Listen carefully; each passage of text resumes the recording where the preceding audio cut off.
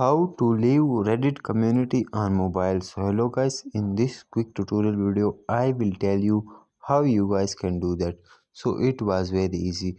For that you need to download Reddit app from Play Store if you are using Android, and if you are using iPhone you will simply download it from App Store.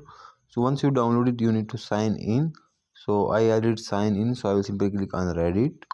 Once I click here, you guys will see home, popular, celebrities, latest. Now if you want to leave any community, for that you will simply click on top right left corner three lines. Once we click here, you guys will see discovered communities. Also you guys will see recently visited.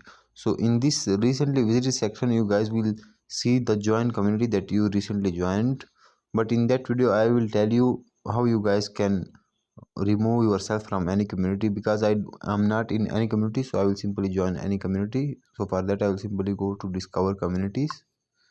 Once I click here I will see a lot of communities. So for example I joined that community.